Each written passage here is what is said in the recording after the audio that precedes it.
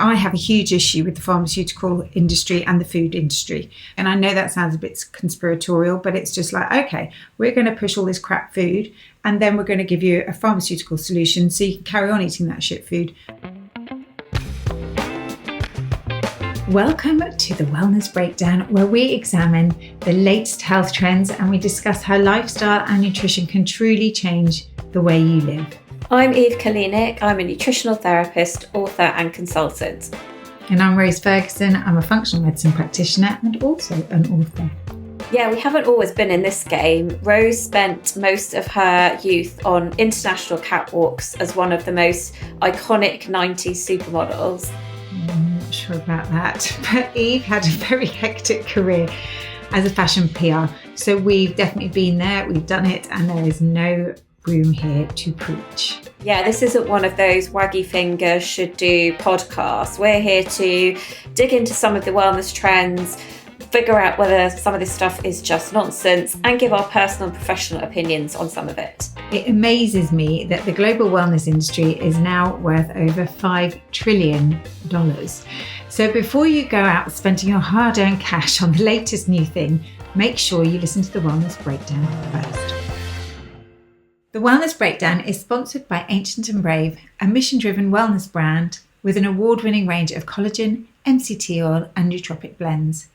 From supporting menopausal symptoms to supercharging your energy, Ancient and Brave's products are pure, potent and easy to make part of your daily, morning or wellness ritual. Personally, I find the True Collagen really easy to take, and I normally add it into my morning coffee, which is a habit that I already have ingrained. I'm never going to miss my morning coffee, and it's definitely a way to maintain consistency. Yes, well, I love collagen too, and I've been using Ancient and Brave for a very long time, and I do use it with clients. I use it for myself. I do actually love the cacao blends. I love the collagen one with cacao. Delicious. Yeah, and what really sets them apart is their sustainability. They're a B Corp as well as a member of the 1% for the planet. This means donating 1% of all sales to environmental causes that protect the planet, because collective action adds up. So buying their products means you're supporting the planet too. Visit 1%fortheplanet.org to learn more. This week, we are looking at the rise of semaglutide, which was originally a treatment for diabetes, but is now widely used for weight loss. Yeah, I think probably are maybe familiar with its trade names, things like Ozempic and Wagovy, but essentially it's what's called a GLP-1 agonist. So that means that it helps to essentially make us feel fuller, slowing down gastric emptying, which means that it suppresses appetite. And it works most of the GLP-1 we produce is actually in our guts, but we do produce some in our brain and in our pancreas. So it controls our appetite from a gut and sort of neurological level. As we said, it was first developed for type 2 diabetes, and it came out in 2017, and it was very effective at controlling blood sugar. It can help significant weight loss. So then last year it was approved for use for obesity as an obesity treatment in this country. It is very effective for that. It's just, I suppose, why I'm speechless is because of its misuse. I think there is obviously a lot of information out there around both Ozempic and Wegovy. And just to differentiate, Ozempic is still typically or mostly used for type 2 diabetes, and Wegovy is the one that's being used for obesity. So it is the same drug. Essentially, they're both semaglutide, but they're just on different dosages. So Wegovy actually tends to be higher, which is the one that's used for obesity. And I guess why it's got more popularised is because there have been some major celebrities coming out and talking about it and, really screaming the benefits. Elon Musk has been one of the biggest endorsers, I feel. Sharon Osbourne, she has lost so much weight and she can't put it back on. She is very gaunt. She's lost lots of weight around her face, and there's quite a lot of pushback against it of celebrities who are saying they wish they'd never taken it. So it's interesting, because I suppose that's where a lot of the popularity of some things comes from, is looking at that media feed, that type of media feed. So yeah, and there is a huge surge in demand for it. And the problem is, from a very basic level, is that people who actually need the medication now can't get the medication. Thinking of diabetics in particular. And I would say actually, plus it's skyrocketed in terms of price as well. Yeah, I mean that's because of the demand, the price of the medication has gone up. So then, like you said, it's much less available for people that do really need it. Because let's be honest. I mean, we'll go into all of our thoughts around this, which, spoiler alert, guys, is going to be mostly negative. But it can be game changing for some people and have marked results. And we're not here to obviously not judge people, very overweight people who struggle with their weight. It's because it's definitely not a lack of dedication or that they're not doing all the things that some people who don't struggle to manage their weight are doing, but they just might have a lot of kind of metabolic issues. So it means that kind of like the kind of healthy diet and exercise doesn't necessarily work. And we're talking about obesity here. So, there are some people that this is really, it has been totally life-changing. We always say this, it takes time and resources, which lots of people don't have, especially the NHS doesn't really have it, to go and investigate and try and help further upstream with things that are affecting or impacting metabolic syndromes. And so, Ozempic and semaglutide is kind of like a quick fix for those things, rather than actually going to find out what is going on further upstream. So, but I think mostly our negativity around this is because of it's feeding into that crash diet culture.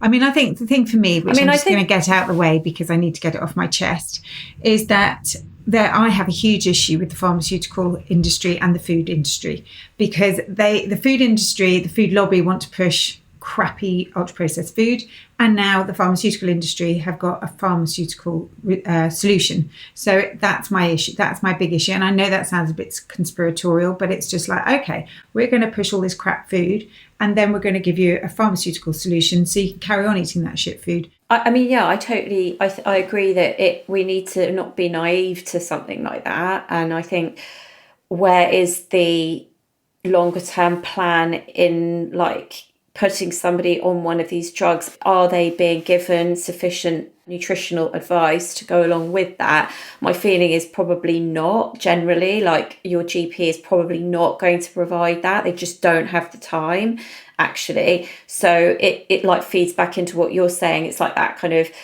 quick fix, but not actually addressing some of the underlying things. But I think let's talk a little bit about what actually happens when you take the drugs. So, because actually what happens when you take either one of them, really, but let's say Wegovy, if it's a weight loss thing, there is a rapid weight loss. So it's not like when you might use other, even calorie restricted diets, really. I mean, we could have a whole episode about why those don't work, but it's this rapid weight loss that actually happens. And the problem with that is that you can't control where the weight loss is coming from in terms of body composition. So typically, when you look at people that lose weight on these drugs, most of the weight loss comes actually from lean muscle mass tissue, which is not good, because then what you end up with is being skinny fat. What we want to do is mitigate that as much as possible. So when you lose weight in a more gradual, slower way, you can, in some ways, more control where the weight loss is coming from through doing things like, this is where I feel like I'm on the bandwagon for like strength and resistance training. But what you want to do is maintain that lean muscle mass. So if you are taking this drug for whatever reason, you do need to be making sure that your nutrition plan prioritizes protein to support muscle maintenance. Following on from what you just said, nutrient deficiency is a real thing here, because you don't have an appetite, so then you are taking on board less food, therefore less nutrients, and so sort of as a side effect, and you probably don't even know you're doing it, you probably, people are becoming nutrient deficient through it. I completely agree with that. And, other side effects, which typically one would expect to be gastrointestinally related, would be things like nausea. I think nausea is the biggest one, as far as I'm aware. And then things like diarrhea, constipation, some people have even, there are some things around intestinal blockages, probably because, again, there's that slowing down, and things like hypoglycemia, probably relate to the fact that, sorry, my dog is also wanting to get in on this conversation. I don't know why. She obviously has very clear views around semaglutide. So sorry, guys. But yeah, low blood sugar levels also is another one. Again, it's like if you're not taking in any food or fibre, then the impact on your bowel movement and your transit is going to be quite pronounced, I'd say. Yeah. The other thing that, and I know it was done on rodents, but there has been some research around thyroid and cancer of the thyroid. And if you think about what you're doing to your system is, you're not taking in fuel. So your body doesn't have the fuel it needs to proceed with everything it should do. So as Eve said, you're taking nutrients, which is why you end up with slight sarcopenia, because you're robbing nutrients from the rest of the body, i.e. your muscles and fat storage. And in the long term, that is going to mess up your metabolism. So when and we're going to talk a bit more about coming out of semaglutide, but it does mean that your metabolic signaling is going to be on the conservative side. And so your thyroid slows down. So when you go back into the world post-semaglutide, you might have a lower basal metabolic rate. No, it's 100%, because actually, frustratingly, I guess, incredibly frustratingly for people that are wanting to lose weight, our body does everything to prevent us doing that. Like, it really does, because this is over millennia evolved to, not want us to lose weight so we can survive periods of famine. And that, unfortunately, that system is still very much in place. That's why typically when people do extreme calorie restricted diets, they always bounce back to the weight that it's like rebound weight gain. There's very few people that have been on, and this has been done over huge amounts of cohort studies over many years and in many different demographics, that typically it's very few people that manage to keep off weight loss when they've been on calorie restricted diets. And this is a similar-ish type of thing. So the other thing I think to be mindful around is that when you start as any of these drugs, I mean, as far as I'm aware, you stay on them then. It's not like a question of kick-starting a weight loss program. Although before we were getting on here, Rose, you were mentioning that they are using it for short courses. But as far as I was aware, you have to keep taking the drugs, because when you stop taking the drugs, you gain the weight. But I guess that's, again, to do with, are you addressing underlying factors? Because what we're talking about is satiety here, really, which kind of leads me off on a bit of a tangent here, because satiety is not just about GLP-1. There are other hormones in our gut, like cholecystokinin, things like leptin. These are also signals that are produced in our gut and our brain that basically tell us, oh, I've had enough now, I'm full. So that drug is not addressing any of those things, which is where I know I keep banging on about gut health, but let's be honest, all of these are produced in our gut, and there's a lot of things related to gut health and weight generally, but certainly to do with how we manage some of these appetite, hunger and satiety hormones as well. I don't know. I mean, maybe it's interesting why they might be using them now as these short-term things, because I think it's the same thing of going on a crash diet, right? I mean, I don't know what your thoughts are. Well, I think that's where when we talk about the use and misuse of semaglutide, there is a use for it for sure, but this is where the misuse comes, because it is being used for a crash diet. And before we came on, we were talking about the idea of, if you've got a wedding in 3 weeks' time, why would you, I can imagine the psychology of, like, I don't care what happens after, I just want to be ready for that wedding. I get that. But you can also, I suppose, I would imagine you can do a lot in 3 weeks. You could do a lot in 3 weeks as well without going on it. But that's, I think, where people are using it for these short courses. And I do know that people are using it for 6 weeks. I've seen a lot of yo-yoing around it. And that comes back to exactly what you were saying. And that is where the misuse, I think, is coming in. But the damage or potential damage it can do, I think, around, especially also around the relationship with food. It feels like we're having a conversation about a yo-yo diet in the 80s. That's what it feels like to me. It's like that. 100%. And it's kind of like the psychology, when you're talking about, say, leptin, for example, if you don't eat fat, you don't get that feeling of satiety. So you keep on producing leptin. So the fat-free craze, when everyone was eating no fat, they were putting on weight. We're putting on more and more weight because you're not getting those hormones are not being released to tell the brain that you're full and you don't need any more. So it just feels like that sort of conversation. And I think it's weird to be having it in this day and age. And this is where I go back to pharmaceutical companies. Yeah. No, and I, do you know what? That's such an important point. Like, I really do. Like, I completely agree. Like, I feel like we're just regressing back into that really toxic diet culture again. It's like fetishizing like thinness and like doing anything to attain thinness. I mean, it's like, well, you know, is that going to ultimately make you happy? Some people might say yes, but then again, we've got to question the whys of that. Like, as a culture, are we now promoting again that this trumps anything else above health, even like just to be thin, that we need to take these drugs? And that's, I totally agree with you. I really feel like there may be some conspiracy, but I do think there's been some major steps forward in terms of our thinking around this whole subject, and it feels like we are definitely regressing back, because this could totally lead to dysfunctional eating patterns, for sure, and body image and all that type of thing. 100%. And also, I suppose, if you think about the idea just of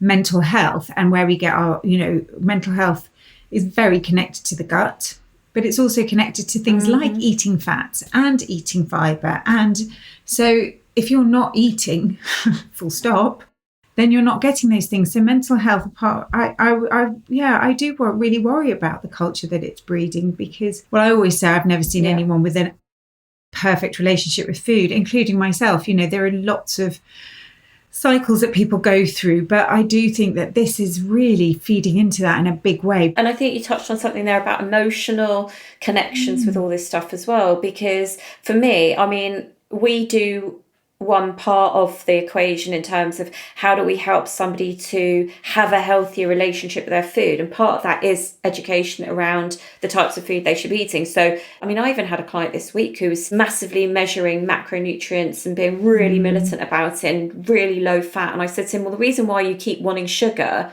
is because you're not eating fat, because fat is the most satiating macronutrient. So I guess it's like re-educating around that side. But I think there's a whole chunk which is all related to our mindset and our emotional relationship with our food and our bodies. And that is much more complex, and that needs a totally different professional.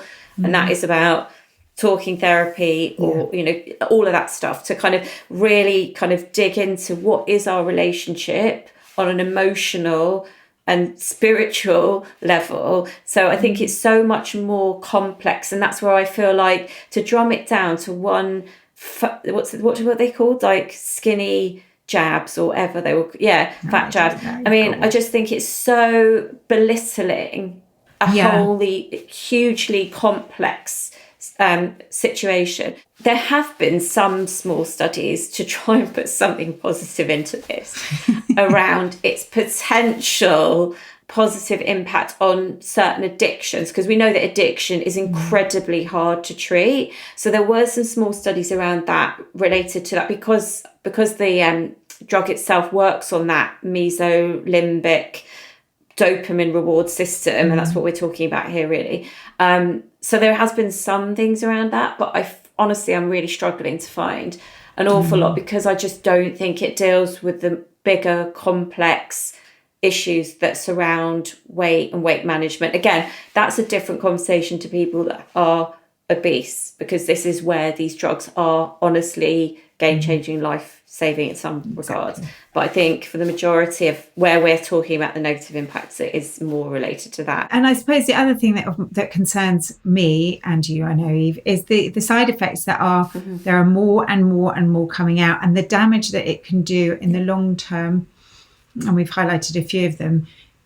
So it's sort of like it's a quick fix with long-term problems. I just would love all of you to be really aware of that. And also, if you do really have problems with weight and weight management, sort of trying to find out why. There are lots of different ways to eat, that's for sure, and something will work for you. It's just trying to find which way works. And also the idea of community, happiness. Food is a very joyful thing for a lot of us.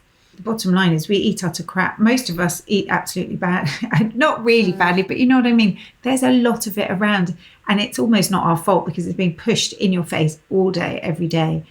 But just making a few switches, like eating better quality protein, eating more veg, it might make the world a difference. I know it sounds really simple and eye-rolly, but it's true. No, it's not. It's actually really important, because I think there's a tendency for us to jump ahead to things, to work on the details and find the nuance, but actually we're not doing the basic things, because at the end of the day, you know, if you have a diet full of these ultra processed foods, it's going to be highly inflammatory, and inflammation is one of the big key drivers for weight and obesity and all those things anyway. So, you know, again, it comes back down to this whole calories in, calories out, which is still being pushed by the government. I mean, I don't know why. It really fucking annoys me. So and you're not talking about quality. You're not talking about quality of foods. Like, calories for me are barely useful as a tool, really. Yeah. I mean, they can give some indication, but they're in no way are they telling you anything about the quality of the food. So I think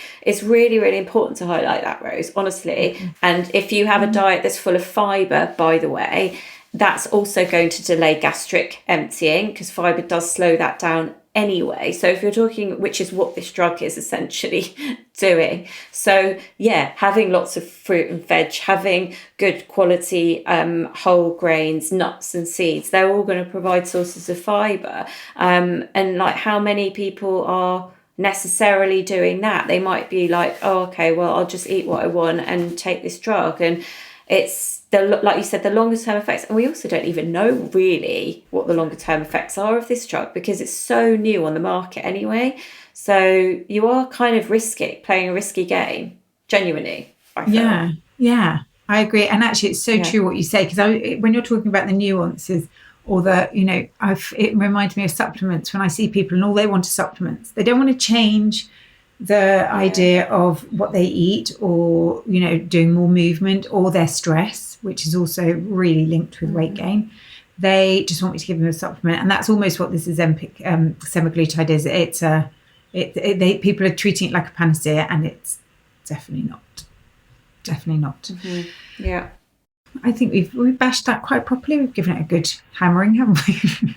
Given it a good hammering. I mean, look, I'm sure there's lots of things. This is the caveat where we start a lot of going. Questions. This is the caveat where we don't get sued by pharmaceutical industry. This is where we start saying it's actually all fine. Big conglomerates. Yeah, exactly. I think a lot of what we're saying is basically sensible advice, and for us, obviously, we believe in a more holistic approach, but more of a kind of treat the cause, right? Yeah. So not the symptoms. And that's what this really comes back down to. So ideally, you would go and work with a practitioner who can help navigate this, look at your metabolic health. Are there maybe underlying hormonal conditions that you don't know about? Like if you've got an underactive thyroid, for instance, that's been undiagnosed, that's going to impact on your weight. If you've got, we can refer back to our adrenal episode. If there's a lot of stress and cortisol happening, that's also good. So it's about really being a lot more open-minded to the fact that this is not just one thing, and that if you can work with a practitioner that's going to help you to work on the fundamentals. Gut health as well is another one that I mentioned is there. That it's all, there's all these systems that are interplaying, and it's not just about calories in, calories out, let's get a skinny jab.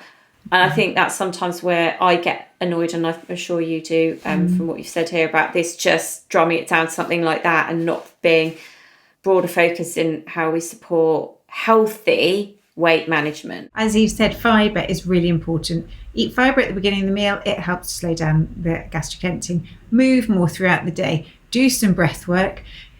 Reduce sugar if you can. And I personally would steer more towards protein and vegetable fat diet, and leave the grains a little bit, so you're not having grains for breakfast, lunch and dinner, because a lot of people are very grain based. And do it for 3 months. I bet you'll feel a whole lot different if you can do that for 3 months. And it's a gradual process. It will be more successful. And that is a very general, but those are five things just that would work for most people. Don't you think, Eve? I do. I agree. I'd add one more in there, which would be do things to to proactively activate that mesolimbic system, the dopamine reward system, that isn't food involved. So whatever that looks like for you, it could be putting some music on and dancing around your living room. I love a bit of domestic disco, to be honest. You know, going and doing, I mean, exercise is one that also creates some of those endorphins, also really good at helping you better improve the insulin response. You know, it could be going painting, it could be reading, it could be listening to a podcast, but anything that's going to proactively trigger off that mesolimbic system without necessarily being food related. So that'd be the other one. Okay, guys. Perfect. So now we've talked you out of taking some semaglutide and given you a life plan. We're now going to look at some emails. Hi, ladies. Just listening to your episode on vitamin D. I spend 6 months of the year in France, so I thought I was getting enough vitamin D, but tests from the doctors showed I was still deficient, and so I've started taking drops. Loved your podcast on this. So many people I speak to have no idea about it. That's funny. Oh, Alison. Thank you, Alison. That's funny, isn't it? Because you just think vitamin D is very common knowledge now. But so thank you for letting us know. I'm wondering where she lives in France as well. I know. If it's Brittany, she might not get so much sun. Oh, that's true. Okay, next one. Hi, Rose and Eve. I was listening back to some of your past episodes and I noticed you refer to not drinking coffee first thing in the morning, something to do with cortisol. Can you explain the reasons behind that? Our cortisol is what basically wakes us up in the morning. It's the hormone that governs that waking part of the sleep-wake cycle. So if we then add in caffeine, what that's doing is spiking adrenaline really further, so it can actually then exacerbate that cortisol response, and not just then, but in terms of throughout the day. So in terms of how it affects the overall circadian rhythm. So nobody's saying don't have your coffee. I mean, I love my coffee, but maybe think about, if you're somebody that's highly stressed, so I'll caveat that, then maybe think about having it after you've had some food, later in the morning. Yeah, let your waking cortisol do its thing before you stimulate yourself further. That sounded rude, sorry. It wasn't meant to.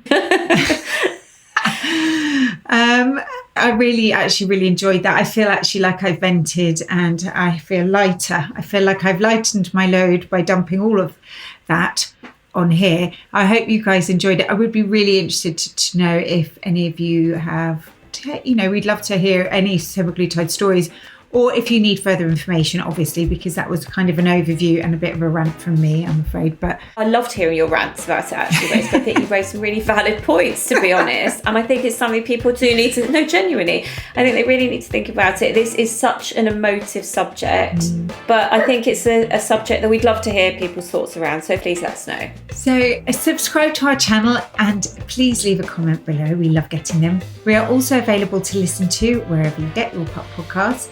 If you've enjoyed the podcast, please share the episode with your friends. You can email us at info@thewellnessbreakdown.co.uk, or you can message us on our Instagram. We'll see you next week and we can't wait. Yeah, see you next week, guys.